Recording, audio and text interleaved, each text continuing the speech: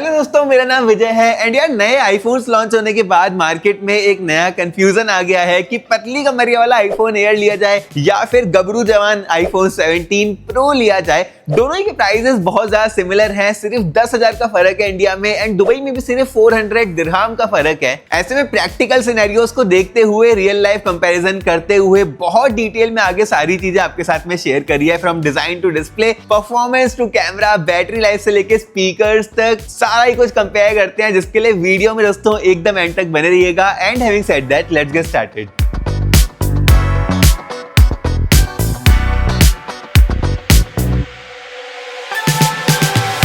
Unboxing के साथ में स्टार्ट करते हैं। एंड दोस्तों, आपने वो कहावत सुनी है, जो जितना अमीर होता है उसका दिल उतना ही छोटा सा होता है। एप्पल उस चीज का एक परफेक्ट एग्जांपल है। मतलब इस फोन के अंदर हमें चार्जर तो नहीं मिला करता था, सिर्फ एक type C to type C वाली ब्रेडेड केबल मिला करती थी। इस बार और गरीब हो गए ये लोग, सिम कार्ड इजेक्टर भी हटा दिया एंड एप्पल के वो प्यारे से स्टिकर आते थे ना, आप लोग अपनी कार में लगाते थे, वो भी एप्पल ने इस बार हटा दिया है दोस्तों। तो हम यार सीधा डिजाइन के बारे में बात कर लेते हैं। एंड इस बार ना यहाँ पर मैं बहुत ज्यादा इंप्रेस्ड हूँ। दोनों ही मॉडल्स मतलब ग्राउंड ब्रेकिंग डिजाइन अपने साथ में लेके आते हैं एंड आई एम 100% श्योर कि बाकी के बहुत सारे ब्रांड्स ये चीज कॉपी करने वाले हैं।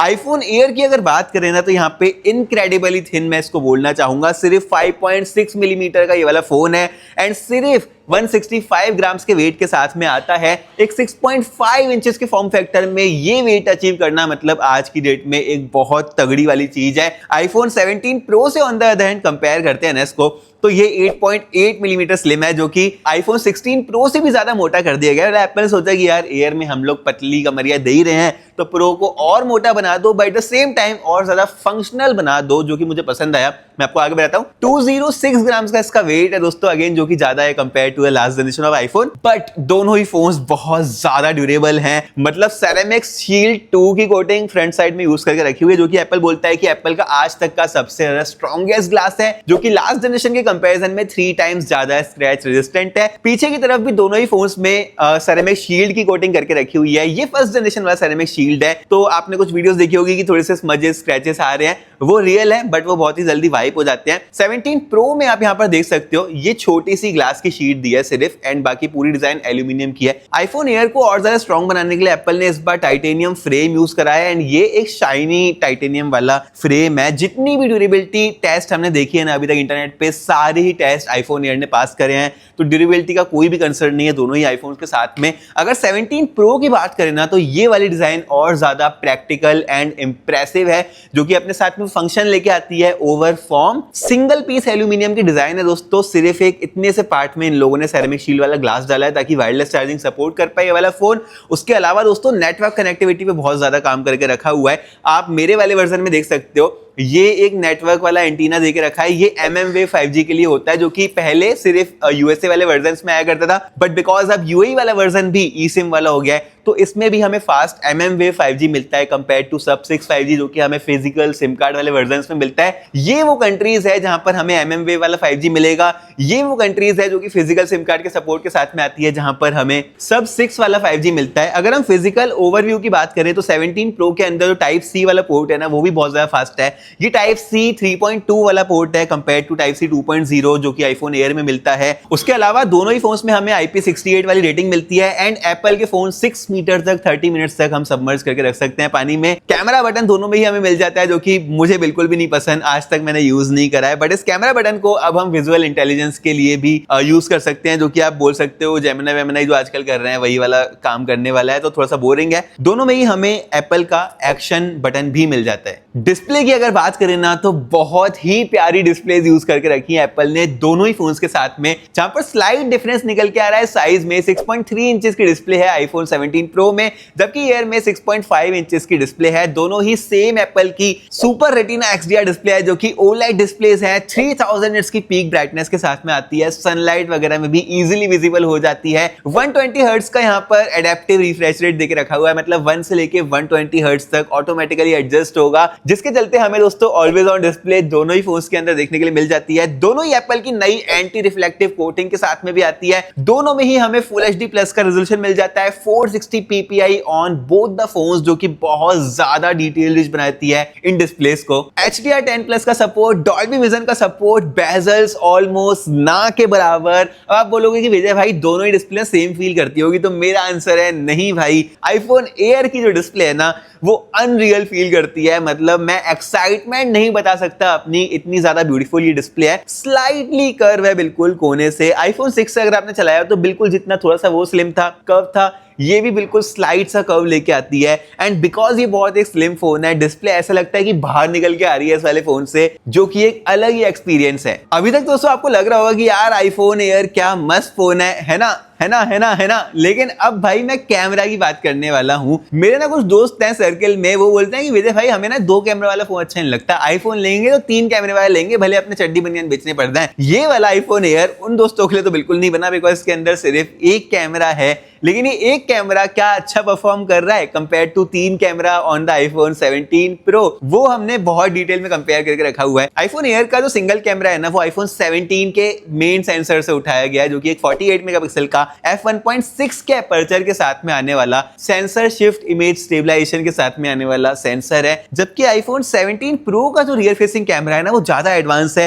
यहाँ पर जो मेन सेंसर है वो भी बड़ा है, f1.8 का इसका अपर्चर है। सेंसर शिफ्ट इमेज स्टेबलाइजेशन इसमें भी हमें मिल जाता है, लेकिन जो 2 एडिशनल सेंसर है ना वो गेम चेंजर है। पहला हमें वाइड एंगल सेंसर मिल जाता है 48 मेगापिक्सल का, एंड दूसरा हमें टेलीफोटो पेरिस्कोप सेंसर मिल जाता है, जो कि एप्पल ने इस बार नया यूज करा है। ये 4x optical and 8x optical like photos and videos click करके दे देता है। 40x का जूम प्रोवाइड कराता है compare to 10x zoom on the iPhone Air. Videos में 24x का जूम प्रोवाइड कराता है compare to just 6x zoom in videos on the iPhone Air. अगर मैं आपको बहुत ही छोटा सा दृश्य दिखाऊं इसकी जूमिंग कैपेबिलिटी का, तो आप देख सकते हो बिल्डिंग के एकदम क्लोजनेस से एकदम 1x पे ये किस तरह से आ गया। वैसे वाइड एंगल पे भी हम इसको डायरेक्टली स्विच मार सकते हैं। एंड बिकॉज इसका जो पेरिस्कोप लेंस है वो अपने साथ में 3D sensor shift image stabilization लेके आता है, तो ये जो शिफ्ट है ना 8x से लेके 0.6x वाला, ये इतना स्मूथ निकल के आएगा कि किसी को मालूम तक नहीं पड़ेगा कि हम बिटवीन सेंसर्स मूव कर रहे हैं। ये सारी गणित मैंने आपको समझा दी, लेकिन यार रियल लाइफ में दोनों ही फोन्स कैसे परफॉर्म कर रहे हैं, तो मैंने दोनों ही के कैमरास को ना रियल लाइफ में टेस्ट करा है, डे लाइट में भी नाइट टाइम में भी। सबसे पहले ना सेल्फीज देखते हैं,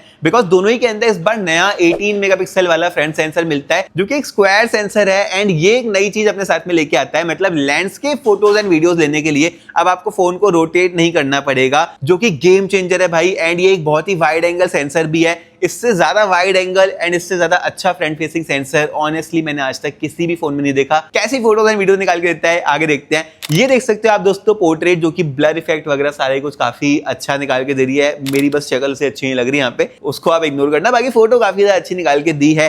इंडोर में भी मैंने ये वाली फोटो क्लिक करी है, जो कि आप देख सकते हो बहुत ही अच्छे से स्किन टोन मैनेज करे हैं। तो फ्रंट फेसिंग वाली फोटोज से मैं बहुत इंप्रेस हुआ। लेकिन रियर में आईफोन 17 एयर कैसा परफॉर्म कर रहा है अगेंस्ट 17 प्रो, तो यार देखो एयर में सिंगल कैमरा है, हम यहाँ पर सिर्फ 1x एंड 2x वाली पोर्ट्रेट क्लिक कर सकते हैं compare to 1x 2x and 4x optical on the iPhone 17 Pro. ये 1x वाली पोर्ट्रेट आप देख सकते हो, ये 2x वाली पोर्ट्रेट आप देख सकते हो। बहुत ही जेंटल सा ब्लर दिया आईफोन एयर ने, मैंने कोई भी सेटिंग से यहाँ पर छेड़छाड़ नहीं करी थी। लेकिन अगर हम आईफोन 17 प्रो की बात करते हैं ना, तो भाई ये 4x वाली फोटो आप देख सकते हो, जो कि जिसने क्लिक करी थी ना, यानी किसी की हेल्प ली थी क्लिक करने, वो बोलता है कि भाई ये तो डीएसएलआर फेल कर दे, इस लेवल की पोर्ट्रेट्स क्लिक करता है टेलीफोटो सेंसर के साथ में।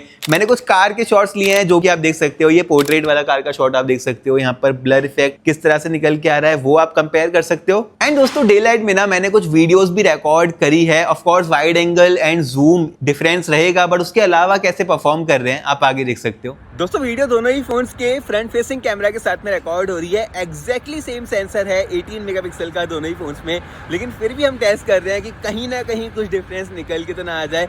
4K 60 FPS रिकॉर्ड कर सकते हैं। IPhone 17 pro stereo sound recording के साथ में आता है, 17 एयर में वो नहीं है। अभी जो ऑडियो है ना वो आप सुन पा रहे हो आईफोन एयर के फ्रंट फेसिंग कैमरा के साथ में। एंड अगर मैं आपको भाग के स्टेबलाइजेशन दिखाऊं तो कुछ इस तरह का स्टेबलाइजेशन है। दोस्तों ये रिकॉर्ड हो रही है रियर फेसिंग कैमरा के साथ में, एंड यहाँ पर आपको रियल डिफरेंस नोटिस होगा, बिकॉज सेंसर भी चेंज है। एंड आईफोन 17 प्रो अपने साथ में 2 एडिशनल सेंसर्स भी लेके आता है, जो कि दोनों ही 4K 60 FPS रिकॉर्डिंग कर सकते हैं। कुछ इस तरह से वाइड एंगल हो जाता है 1x and then 8x, and यहाँ पर एक और चीज़ जो कि मुझे इम्प्रेस कर गई कि सेंसर का ना शिफ्ट मालूम ही नहीं चल रहा है, जबकि आईफोन एयर जो है वो 2x जूम तक को इस तरह जा सकता है। दोनों में ही हमें ऑप्टिकल इमेज स्टेबलाइजेशन मिलता है, सेंसर शिफ्ट वाला, तो स्टेबलाइजेशन दोनों की ही काफ़ी अच्छी आ रही होगी। बट आईफोन 17 प्रो की जो ऑडियो है ना वो ज़्यादा रिच है, बिकॉज यहाँ पर स्टूडियो साउंड रिकॉर्डिंग है। ये जो डेलाइट वाली वीडियोस, ऑडियो में एक बड़ा डिफरेंस निकल के आ रहा है, जहाँ पर 17 प्रो स्टूडियो क्वालिटी माइक्रोफोन्स के साथ में आता है। नाइट टाइम में मैंने कुछ फोटोज क्लिक करी है दोस्तों, जैसे कि ये वाली फोटो आप देख सकते हो साइकिल की इन 1x एंड 2x जूम। ये वाली जूम वाली फोटोज आप देख सकते हो दोनों ही फोन्स में, जहाँ पर अगेन जूम वाली फोटोज में जो डिटेलिंग है वो प्रो मॉडल में ज्यादा है। एंड पोर्ट्रेट में दोस्तों 2x एंड 4x वाला पोर्ट्रेट आप देख सकते हो, जहाँ पर 4x में अगेन गेम चेंजर है आईफोन प्रो। मैंने वीडियोस भी रिकॉर्ड करी दोनों ही फोन्स के साथ में, मोर और लेस सिमिलर वीडियोस निकल के आ रही है। अच्छी लाइट दोनों ही फोन्स कैप्चर कर रहे हैं, बट स्लाइटली मैं बोलूंगा डिटेलिंग वगैरह, बिकॉज जो सेंसर है वो बड़ा है आईफोन 17 प्रो का, तो स्लाइटली ज्यादा बेटर यहाँ पर परफॉर्म कर रहा है in terms of night videos as well. लेकिन ये चीजें खत्म नहीं हुई है, इसके अलावा भी बहुत सारे डिफरेंसेस है दोस्तों दोनों ही फोन्स के कैमरा में। जैसे कि आईफोन 17 प्रो में हम 4K 120 FPS वाली वीडियोस को रिकॉर्ड कर सकते हैं compare to 4K 60 FPS on the iPhone Air. Slow mo भी 4K 120 FPS पे रिकॉर्ड कर सकते हैं आईफोन 17 प्रो में। उसके अलावा दोस्तों यहाँ पर एक TOF सेंसर देके रखा हुआ है, जो कि ठीक यहाँ पर लगा हुआ है। ये डेप्थ वगैरह को मेजर करता है, जिससे कि हमें बेटर पोर्ट्रेट्स मिलते हैं on the iPhone 17 pro. Basic features की अगर बात करूं ना तो एयर में वो भी मिसिंग है, जैसे कि हमें यहाँ पर सिनेमैटिक मोड नहीं मिलता, मैक्रो मोड हमें यहाँ पर नहीं मिलता। एंड अगर प्रो फीचर्स की बात करूं, जो कि मैं शायद नहीं यूज करता हूं, कभी कभी मैं फोटोज में प्रो फीचर्स को यूज कर लेता हूं, जैसे कि 10-bit HDR, ProRes, ProRaw, 3D log, spatial video and photos, जिसका इवन आईफोन 17 में भी सपोर्ट है स्पेशल वाली फोटोज एंड वीडियोस का, वो भी आईफोन एयर अपने साथ में नहीं लेके आता है। वैसे दोनों ही action mode and dual capture mode लेके आते हैं, लेकिन अगर मैं प्रो कैमरा की बात करूं ना, तो यार कैमरा के लिए ना iPhone 17 Pro is the one to go for। ये हो गया दोस्तों कैमरा, यहाँ पर क्लियरली डिफरेंसेस थे। लेकिन जब हम परफॉर्मेंस एंड बैटरी की बात करते हैं तो बहुत ज्यादा डिफरेंसेस ऑन पेपर एटलीस्ट नजर नहीं आ रहे हैं, बिकॉज दोनों ही फोन्स एप्पल के लेटेस्ट A19 Pro प्रोसेसर के साथ में आते हैं। दोनों में फास्ट 12GB की रैम है, 256GB की बेस स्टोरेज, 1TB की मैक्सिमम स्टोरेज दोनों में ही देके रखी है। NFC का सपोर्ट है, ब्लूटूथ 6.0, Wi-Fi 7, एप्पल की C1X चिप दोनों ही फोन्स में मिल जाती है।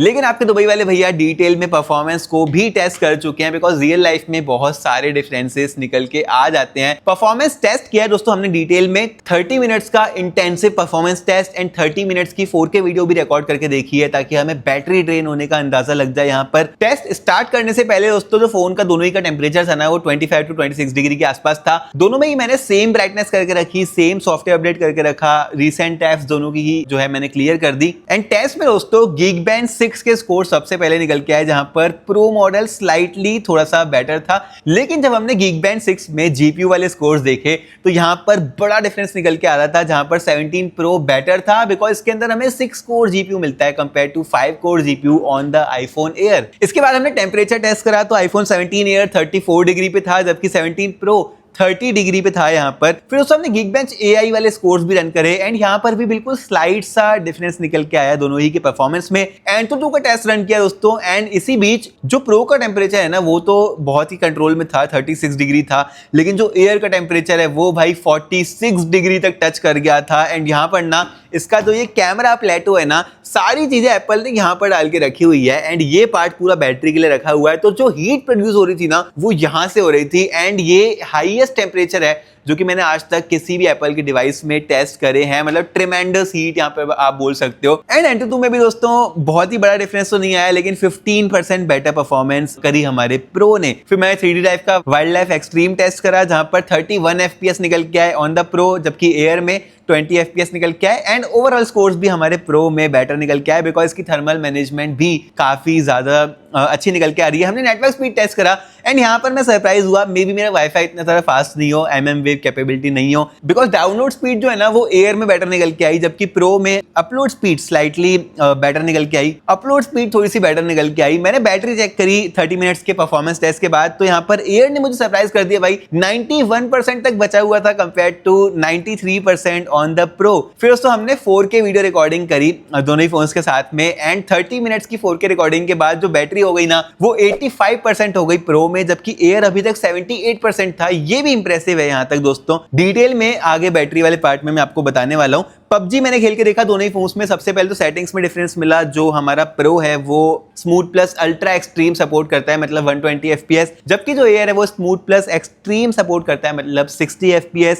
एंड रियल लाइफ में ना मैं सरप्राइज हुआ, मैं दोनों ही फोन्स में मतलब एप्लीकेशन बंद चालू वगैरह जो मैं करता हूँ, प्रो ज्यादा स्नैपी फील हो रहा था, ज्यादा अच्छे से एनिमेशंस भी निकाल के दे रहा था कंपेयर टू एयर। तो कहीं ना कहीं थोड़ा सा तो डाउन क्लॉक करके रखा हुआ है एयर को। एंड अगर आप एक हैवी यूजर हो तो प्रो डेफिनेटली आपको परफॉर्मेंस के लिए भी लेना चाहिए। एंड एक और चीज के लिए आपको प्रो को कंसीडर करना चाहिए, वो है दोस्तों बैटरी लाइफ। सबसे पहले तो यहाँ पर ज्यादा एक बड़ी बैटरी है। अगर आप eSIM वाला वर्जन लेते हो तो आपको 4252 mAh की बैटरी मिलेगी प्रो में, compare to 3149 mAh on the Air. Pro जल्दी चार्ज भी होता है बिकॉज ये 50% तक 20 मिनट्स में जाता है, जबकि एयर 50% तक 30 मिनट्स में चार्ज होता है। प्रो में ज्यादा फास्ट वायरलेस चार्जिंग भी है, 25 वॉट की wireless charging compare to 20 watt की wireless charging on the iPhone Air. अगर मैं अभी की बैटरी लाइफ की बात करूं ना, मैंने बिल्कुल सेम यूज करा हुआ है दोनों ही फोन्स को, तो एक बड़ा डिफरेंस निकल के आ रहा है। प्रो 57% बैटरी पे है जब मैं ये वाला पार्ट वीडियो का रिकॉर्ड कर रहा हूं, जबकि जो एयर है वो 40% बैटरी पे है जब मैं वीडियो का ये वाला पार्ट रिकॉर्ड कर रहा हूं। Don't get me wrong, air की बैटरी मतलब आपको निराश नहीं करेगी, full day battery life definitely निकाल के दे देगा, 4 से 5 घंटे का स्क्रीन ऑन टाइम। बट अगर आप भाई ट्रैवल करते हो ना तो प्रो की तरफ ही जाना, बिकॉज एयर आपको कभी भी धोखा दे सकता है बैटरी लाइफ में। अब दोस्तों स्पीकर्स की बात करते हैं, एंड ये चीज ना मुझे बहुत ज्यादा सरप्राइज कर गई। मैंने यहाँ पर दोस्तों पाया कि आईफोन एयर में जो नीचे ग्रिल देके रखी हुई है, ये स्पीकर नहीं है भाई, ये माइक्रोफोन की ग्रिल है। स्पीकर मोनो वाले हैं, स्टीरियो भी नहीं है, जो कि यहाँ पर ईयरपीस में देके रखे हुए हैं। लास्टली सॉफ्टवेयर की अगर बात करें, दोनों को ही ना सेम अपडेट मिलने वाली है। iOS 26 के साथ में दोनों ही रिलीज हुए हैं। एप्पल के पास्ट को अगर देखें तो 6 से 8 साल के बीच में कहीं भी इन दोनों फोन्स को अपडेट मिलेगी, एंड एग्जैक्टली सेम अपडेट मिलेगी बिकॉज हार्डवेयर बिल्कुल ही सेम है, चिपसेट, रैम वगैरह सारा ही कुछ। इसी के साथ दोस्तों ये था मेरा एक detail comparison, and I believe कि इस वाली वीडियो के बाद आपको कोई और वीडियो देखने की आवश्यकता पड़ेगी नहीं। आप मुझे यार कमेंट करके बताओ कि आप आईफोन एयर लेना पसंद करोगे या फिर प्रो लेना पसंद करोगे। मैं डेफिनेटली प्रो की तरफ जाने वाला हूं। वीडियो दोस्तों अगर आपको पसंद आई हो ना, मैंने मतलब बहुत ज्यादा मेहनत करी है, पूरा दिन 2-3 दिन लग जाते हैं एक वीडियो बनाने के लिए, तो यार प्लीज अपना प्यार दिखाओ, सब्सक्राइब कर लो। दिवाली से पहले हमें 1 लाख सब्सक्राइबर्स तक पहुंचना है। 94,000 ऑलरेडी हो चुके, बस थोड़ा सा ही नंबर रह गया है, उसमें आप अपना सहयोग दिखाओ। वीडियो लाइक कर सकते हो, शेयर कर सकते हो अपने दोस्तों के साथ में। एक नया फीचर है, लाइक करने के बाद ना आपको हाइप का ऑप्शन मिलेगा, तो वहां पर डेफिनेटली क्लिक कर लेना ताकि ये वाली वीडियो ज्यादा लोगों तक पहुंच सके। इंस्टाग्राम पर हम इसी तरह का शॉर्ट कंटेंट बनाते हैं, अपडेट्स देते हैं, वहां पर भी आप फॉलो कर सकते हो। और फिर दोस्तों मैं आपसे मिलता हूं अपनी अगली वीडियो में।